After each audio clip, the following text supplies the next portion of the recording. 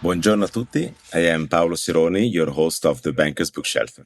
The Banker's Bookshelf is a podcast show in which I invite authors of the most interesting books and publications about the banking present and its fintech future.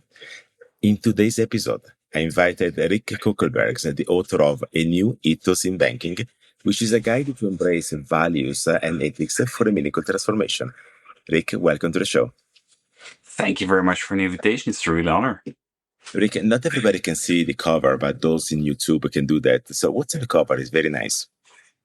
The cover shows a scale, which is kind of making the trade-off between like the money and other alternative values. And that's the never-ending balance that we all should try to achieve when we are doing business, I guess. So a very general cover, but for a very relevant topic, I think.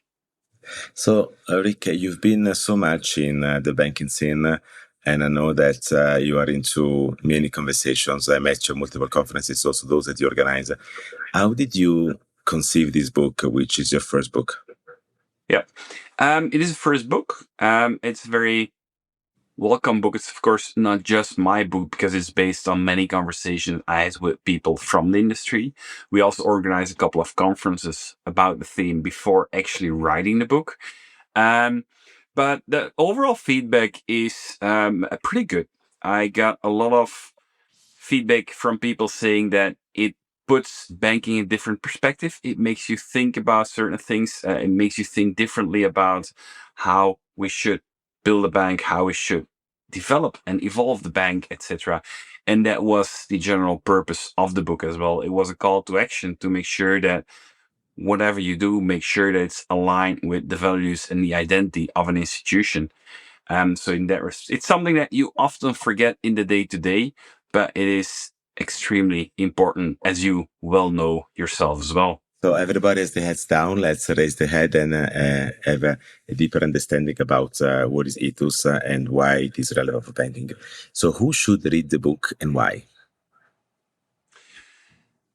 The book is more a strategic exercise about how the governance and the deployment of a bank should be. So in that respect, I would look at mostly the C-suite people. But aside from that, I hear a lot of feedback also from product management people. But even today, I saw a publication on LinkedIn of someone from customer care of my previous job at Bpos Bank, who bought the book as reading material as well, acknowledging that that may as well be a training for English as it is for on banking.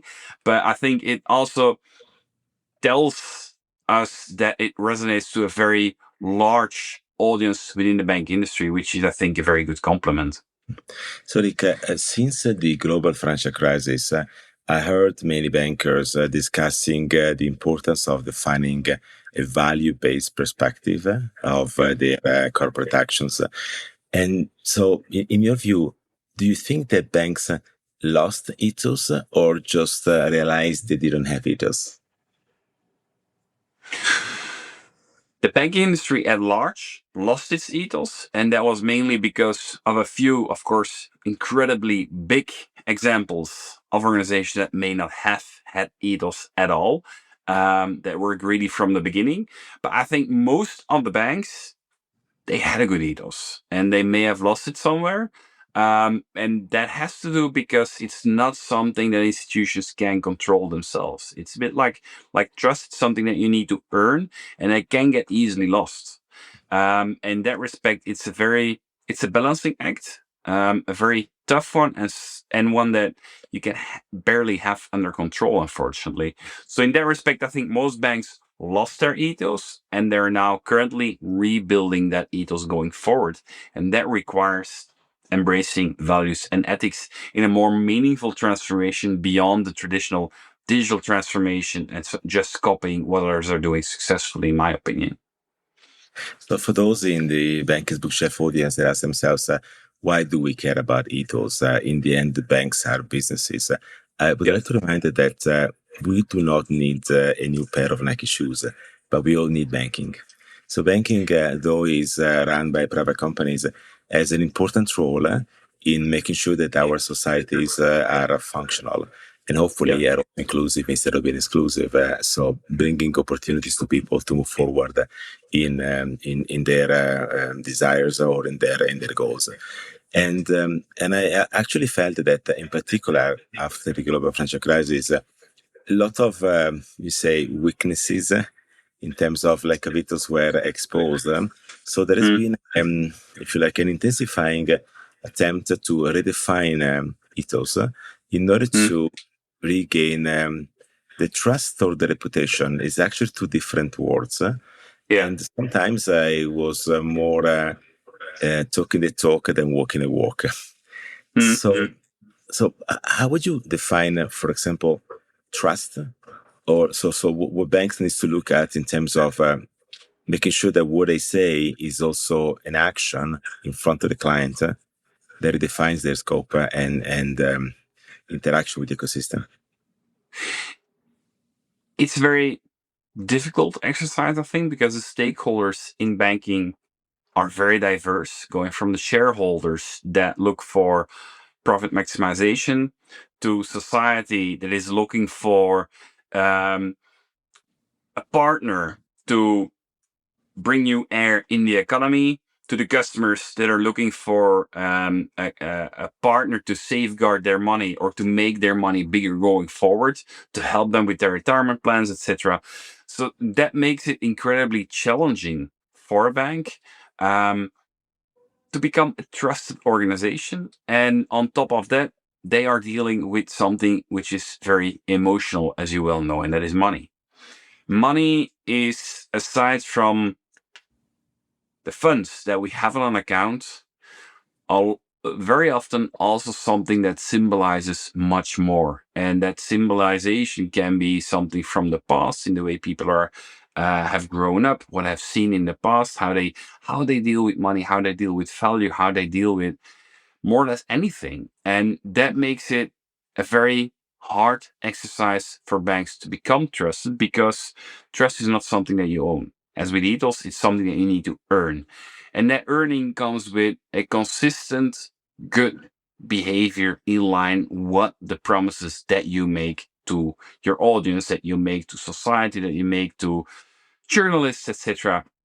And that brings us kind of to the rhetoric triangle that I referred to in my book, and that has three elements: ethos, pathos, and logos. Let's start with the Let's for a moment. So when consider the time, so we get everyone on board. So now what you said now is that trust is not something you sell, but it's something you earn. So it's something you earn. It's external. It's really behavior, right? So you need to have a good behavior, and it takes time. So it's not that you make a marketing campaign, you define the guiding principles. If it's not baked into day-to-day action in front of your customers, you will not get that trust back. You will not mend your reputation. So that's very important, and because it distinguishes like the narrative versus the reality. So now, to do that, you said that there is a balancing issue, because of course, in the end, bankers have to serve shareholders. They have to serve their own ambitions as workers and individuals, but they also have to serve the stakeholders. So you crystallized these various tensions in what you just mentioned, and it's called the rhetoric triangle. So why rhetoric, and what's the triangle? Well, the idea of the rhetoric triangle comes from the old Greek times. The rhetorical triangle, the story behind it is there are three elements, and you need to find the right balance between those three to make sure that the story that you're trying to tell is also understood and also trusted and well perceived by the audience. And the three elements are logos, pathos, and then the one we've been discussing, ethos. Logos stands for all the logic, the rational thinking behind the story. In terms of the banking context, it's all about accountancy, risk management, the numbers, what banks are supposed to be very good at. Today, we can even link that to understandable AI, ethical AI. Make sure that whatever you do with artificial intelligence is also understood and can be explained, for example. Now we have For a pathos. moment, so logos is the techniques that define bankers Ratio. in the business scene. Bankers have their own special techniques. Now, what happens is that artificial intelligence is also entering banking, which requires the development of new methods. But all in all, is always part of the professional engagement. It's baked into like mathematics. It's all about hard skills. The hard skills. Yeah, exactly. Then you have pathos, and that is all about how well you understand your audience. Because banks are, as some say, semi-public organizations, that audience is much more than just your customers. It's a much bigger audience. And you need to make sure not only to understand how they think, how they look at what you do, but also translate that understanding into the right products and services, into probably also the right story that you try to tell to the outside world if you want to be the trust organization.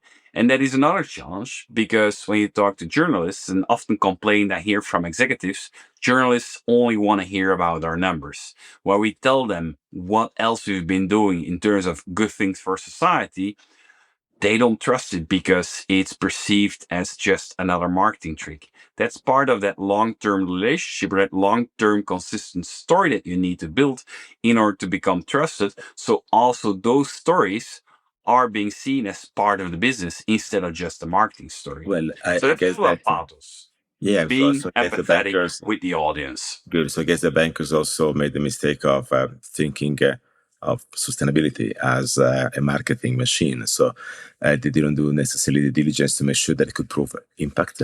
And when you don't do that properly, then customers can get dissatisfied because they don't trust the what you're doing anymore. Now, interesting. So you say there are in this triangle you have logos and you have pathos. So the balance of logos, if I can build my example, can be you're very romantic in digital transformation. You want everyone to be cashless. And you forget that some people can be cashless.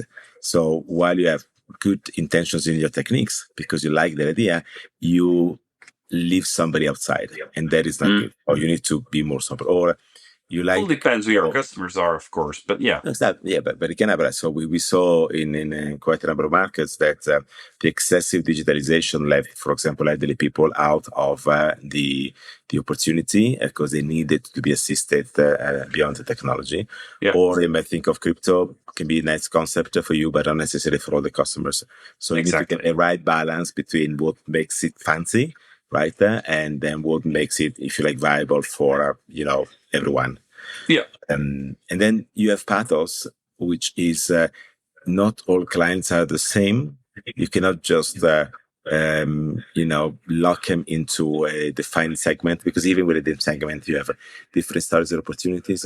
So more than marketing on individuals is about understanding the differences among individuals and doing that at scale, right? So how can you do that? So don't just oversimplify. Try to make sure that you compensate, because people have the need of talking to you. I've seen, for example, we have a recent survey from the Institute for Business Value about customer services, and only 14% of institutions worldwide that deploy generative AI increase the Net Promoter Score.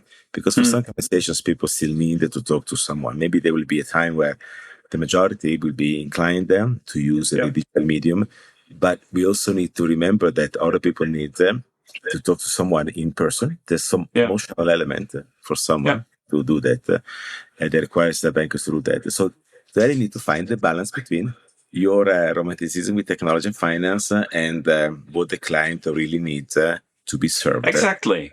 And it's also something that you can't generalize. I mean, you can talk about the industry, but every bank has its own identity, has its own maybe market, its own proposition, etc. And that brings us to ethos. How do you translate that logos and pathos in your day-to-day behavior? What are the ethical principles that you want to translate in that day-to-day behavior? And that's about identity, that's about culture of an organization, that's also about who you wish not to serve, for example. And that's what the ethos element is about. Okay, so balancing on pathos, balancing on logos, and getting the right definition of ethos to create actions. Yeah. Does this matter on digital? Absolutely. Because if you don't have a proper understanding of which customers you wish to share to serve, and if you don't have a proper understanding of what you try to achieve with your technology, digital transformation just becomes transformation that leads to probably nothing. So you need a proper understanding of these three elements, according to me, to bring a meaningful transformation instead of simply a digital transformation. And that meaningful transformation can, for some banks, be make sure that you have a platform that is enough to be flexible for further improvements going forward. But for others, it may also be provide the top-notch platform to make sure that we become the best digital bank available to our customers. Not every bank wants to be the first or the best digital platform. And that's a conscious choice that you need to make based on that balancing act of who you wish to serve, what technology do we wish to use, and first and foremost, what values and what purpose do we believe we should live going forward on the long term. So, Rik, where can people find the book and where can people find you? I know that you are a fintech trailblazer as well. You can find me on LinkedIn, obviously, with the not so obvious name Rik Coeckelbergs, RIK, and then COECKELBERGS, a proper Flemish name. And you can find the book in every self-respecting e-store online, and of course that means also on Amazon.com, but also, for example, on the publisher website of Paul Grave Macmillan. What about conferences? And other conferences. And very exciting is that my next book signing of my book, A New Ethos in Banking, will be at Cybos in Frankfurt this year. Very excited about that one because I once had a dream of going to Cybos one day. Now I'm proud to be signing 100 books over there. So that's very, very good news. That's good. That's actually the first time that I will be working from home, selling people that are traveling somewhere. So very, very happy to see you there. But I have one question for you. You also organize your own conferences like the banking scene, right?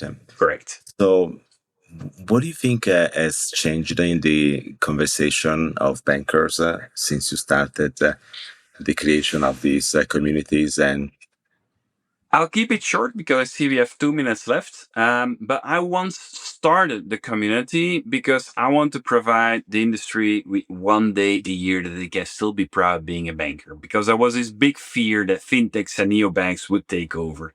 That was in 2016, 2017. Today, we see that rebalancing act of fintechs that you have a few that, of course, are very dominant and that definitely bring value.